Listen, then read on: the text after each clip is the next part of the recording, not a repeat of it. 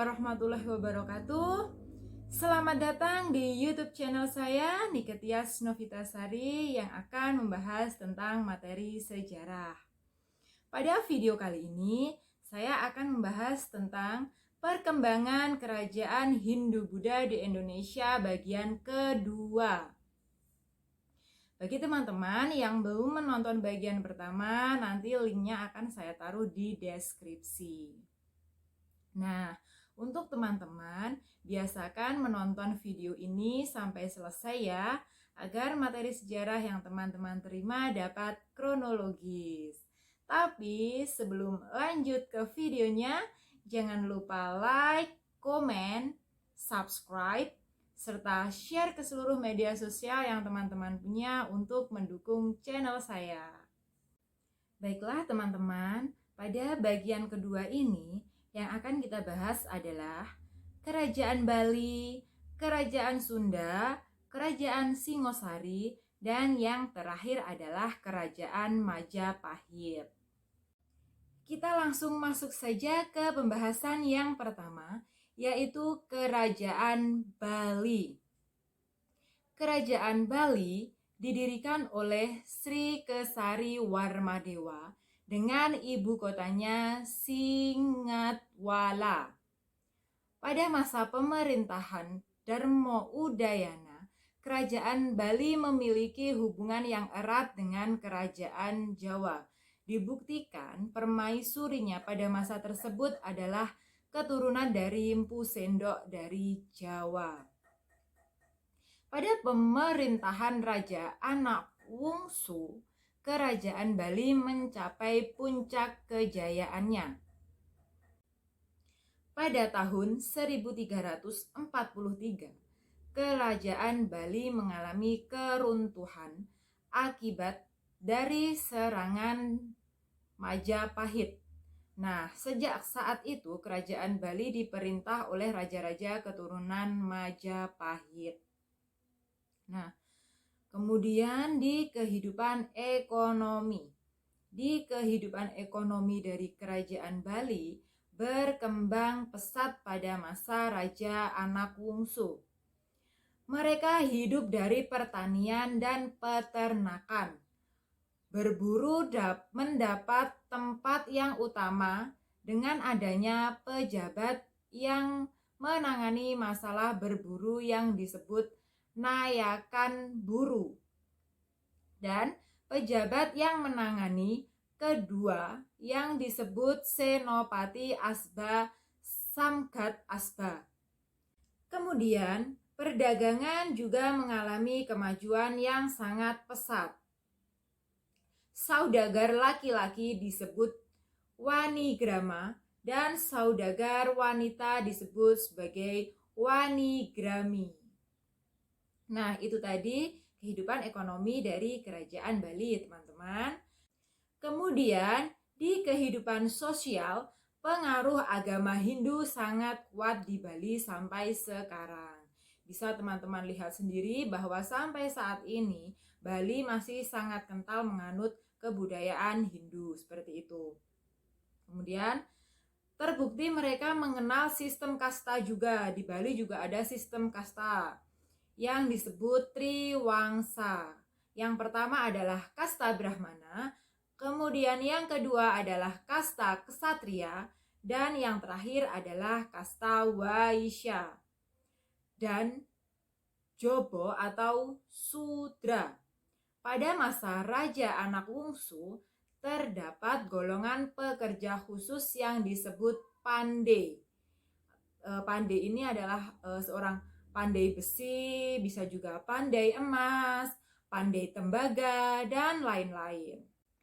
Dalam kehidupan budaya Kerajaan Bali ini, pada masa Raja Jayasakti terdapat kitab undang-undang yang disebut Uttara Widhi Balawan dan Raja Wacana atau Raja Niti.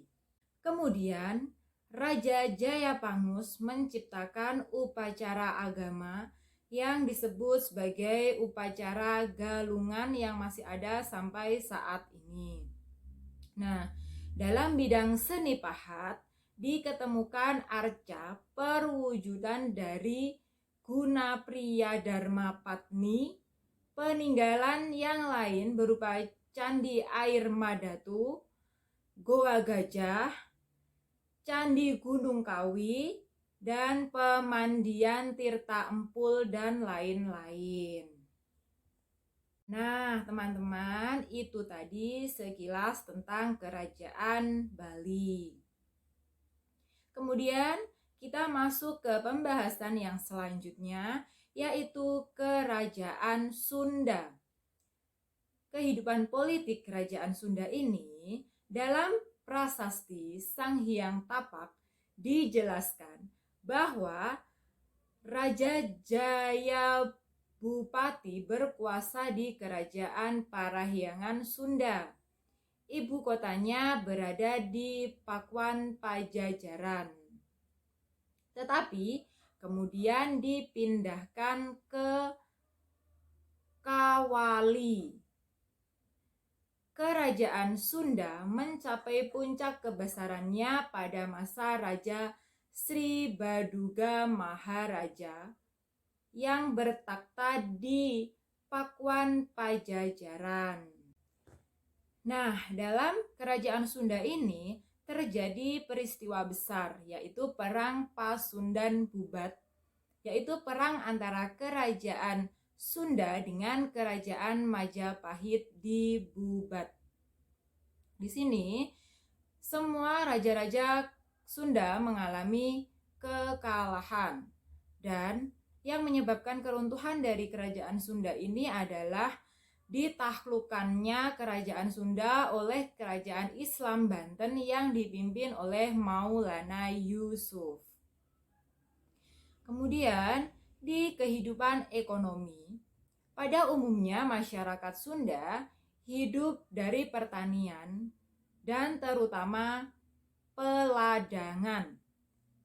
Perdagangan juga berkembang dengan pesat. Kerajaan Sunda memiliki 6 pelabuhan penting yang masing-masing dikepalai oleh seorang syah bandar yang bertanggung jawab langsung kepada raja. Pelabuhan tersebut adalah Banten, Pontang, Cegede, Tamgara, Kapala, Sunda Kelapa, dan Cimanuk. Kemudian dalam kehidupan sosial, Kerajaan Sunda sudah bersifat heterogen. Masyarakatnya terdiri dari beberapa golongan, di antaranya pemain gamelan, pemain wayang, penari, badut, petani, dan lain-lain. Ada juga golongan masyarakat yang dianggap jahat, misalnya tukang copet, perampok, maling, dan lain-lain sudah ada pada masa Kerajaan Sunda ini. Nah, dilanjut pada kehidupan budaya.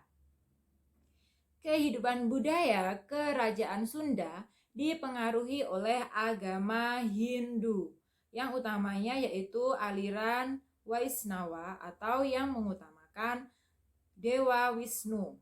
Hal ini dibuktikan dengan dikemukakannya arca-arca di Cibuaya dan arca Rajarsi. Di samping itu juga terdapat kitab-kitab sastra seperti cerita Parahyangan dan Sang Hyang Siskanda. Nah, itu tadi kurang lebih dari pembahasan Kerajaan Sunda.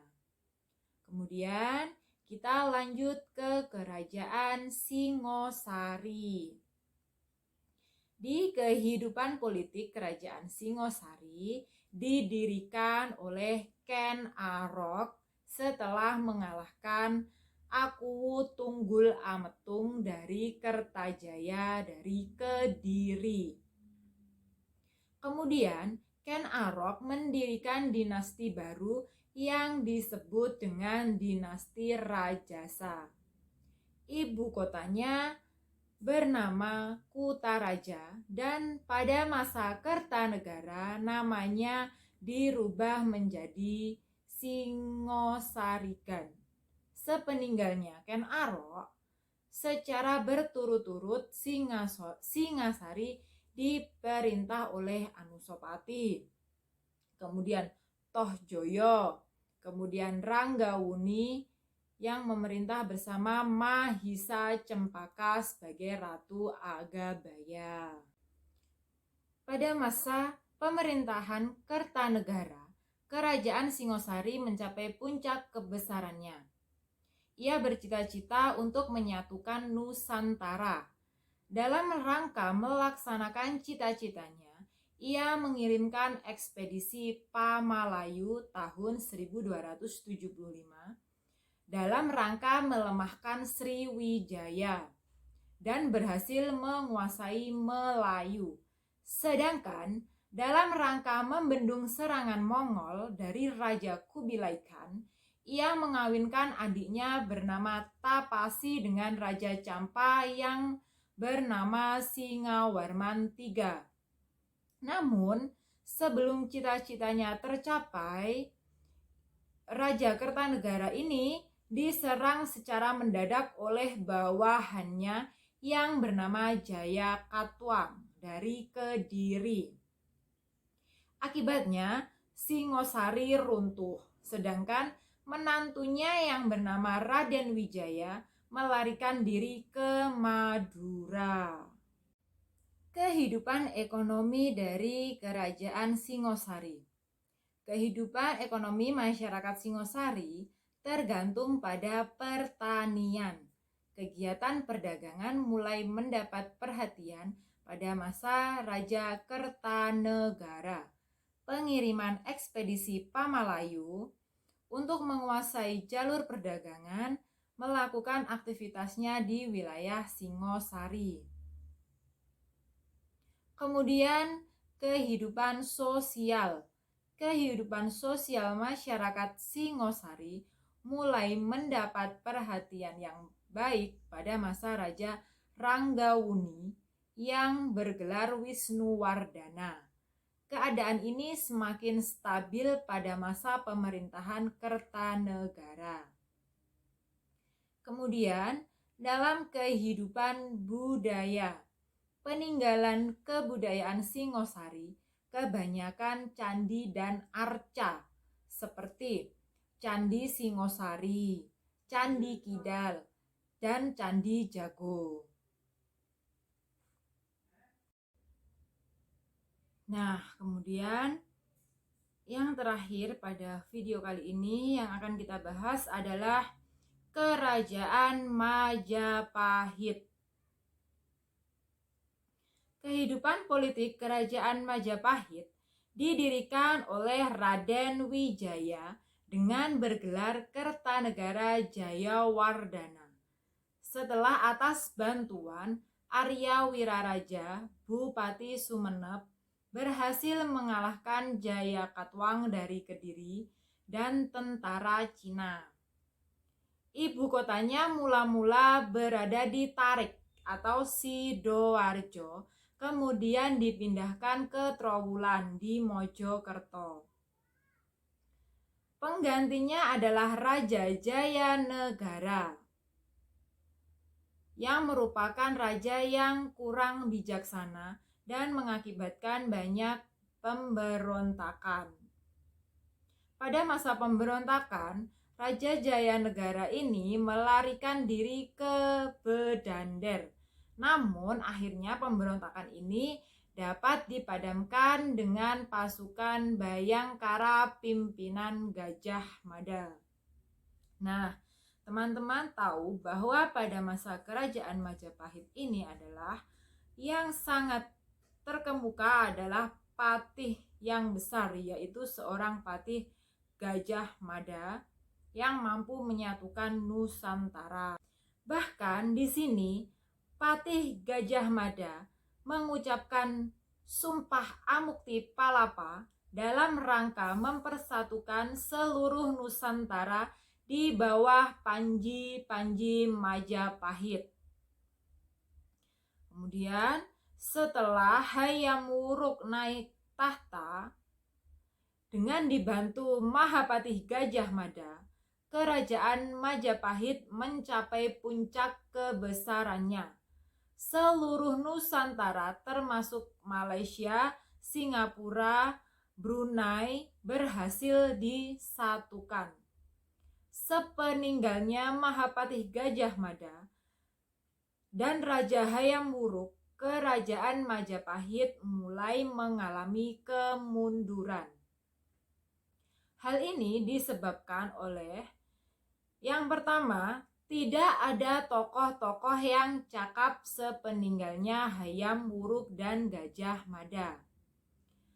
Kemudian terjadi perang saudara atau yang disebut dengan perang Paregreg antara Majapahit Barat dan Majapahit Timur. Kemudian struktur pemerintahan Majapahit mirip pemerintahan Serikat yang memudahkan daerah-daerah bawahan melepaskan diri. Kemudian banyak bupati-bupati pesisir yang memeluk agama Islam, sehingga tidak suka lagi mengabdi ke Majapahit yang beragama Hindu. Nah, kerajaan Majapahit ini adalah kerajaan terbesar Hindu-Buddha yang pernah berdiri di Indonesia. Karena kerajaan terbesar dan mampu menguasai Nusantara, kerajaan Majapahit ini memiliki struktur pemerintahan yang sangat bagus. Yang pertama, pemerintahan pusat yang dipimpin oleh seorang raja yang bergelar Sri Paduka Maharaja dan dibantu oleh pejabat-pejabat lainnya yang akan kita bahas juga.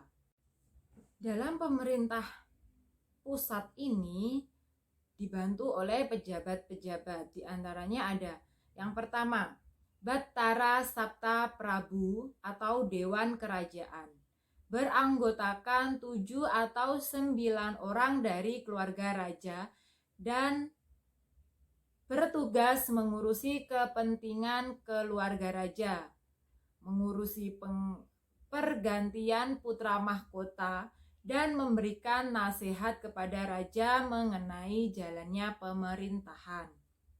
Kemudian yang kedua ada Yuwa Raja atau Kumara Raja, dijabat oleh putra mahkota yang berfungsi sebagai raja muda yang dipersiapkan untuk menggantikan raja. Kemudian yang ketiga ada Rakrian Mahamantri Kantrini, biasanya dijabat oleh keluarga raja atau orang-orang dekat raja yang beranggotakan 3 pejabat tinggi. Tugasnya menerima perintah langsung dari raja dan kemudian meneruskan kepada pejabat di bawahnya. Kemudian ada Rakrian Mantri Ripakiran Kiran, merupakan Dewan Menteri yang bertugas sebagai pelaksana pemerintahan. Badan ini beranggotakan 5 orang yang disebut Sang Panca Engwiwatikta atau Menteri Amanca Negara. Kemudian yang terakhir ada Darmadiaksa, merupakan pejabat tinggi yang mengurusi masalah keagamaan dan beranggotakan 2 orang pejabat. Nah, itu tadi dari struktur pemerintahan pusat. Nah, kemudian ada pemerintahan daerah. Pemerintahan daerah merupakan negara bagian yang bersifat otonom yang dipimpin oleh Paduka Battara atau Bre. Setiap pemerintahan daerah dibagi menjadi beberapa wadana yang dipimpin oleh seorang wedana. Setiap daerah wedana dibagi menjadi beberapa pakuwon atau gabungan dari beberapa desa yang dipimpin oleh seorang aku. Sedangkan setiap desa dipimpin oleh seorang buyut. Kehidupan ekonomi Kerajaan Majapahit lebih mengutamakan perdagangan di samping juga pertanian.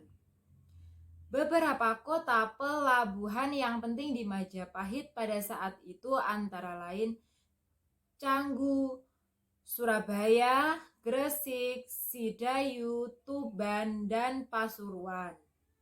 Dengan didukung oleh hasil kekayaan alam yang sangat melimpah, Majapahit tampil sebagai produsen dalam perdagangan dan sekaligus sebagai perantara, yaitu membawa hasil-hasil bumi dari daerah satu ke daerah yang lain.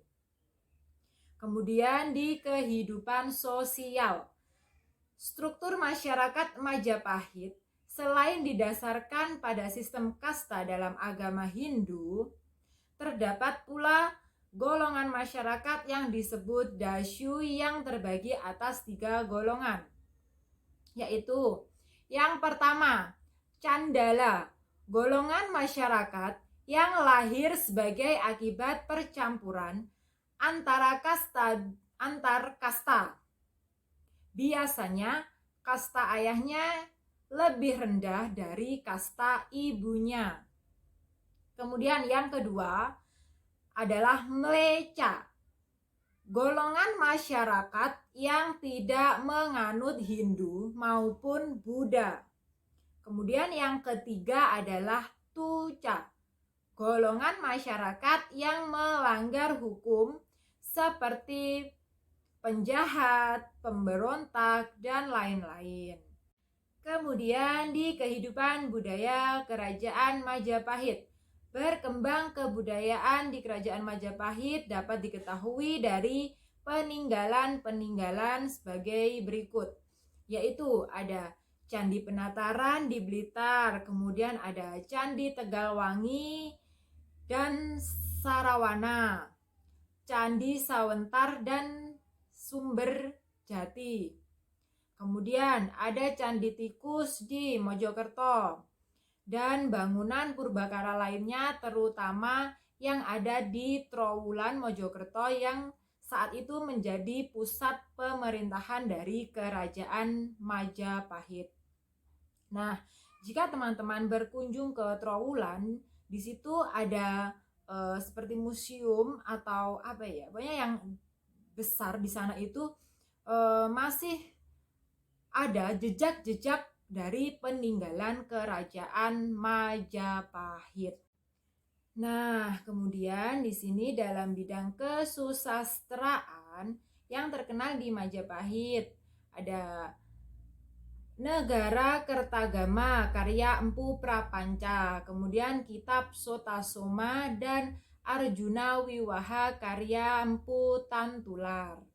Kemudian Kunjara Karya dan Partayajna di sini tanpa pengarang.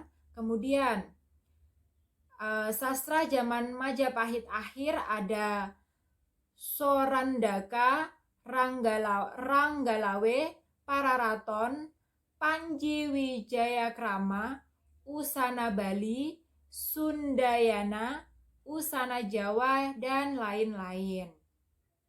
Nah, itu tadi kurang lebih dari pembahasan Kerajaan Majapahit. Nah, teman-teman, di part terakhir nanti masih ada juga ya tentang perkembangan selanjutnya dari kerajaan Hindu-Buddha yang ada di Indonesia. Nah, sekian dari video saya pada kali ini. Jika teman-teman ada masukan atau ada menginginkan video yang lain, silahkan komen di bawah atau bisa juga DM di Instagram saya, Niketias Novitasari. Nah, terima kasih sudah menonton video saya. Wassalamualaikum warahmatullahi wabarakatuh.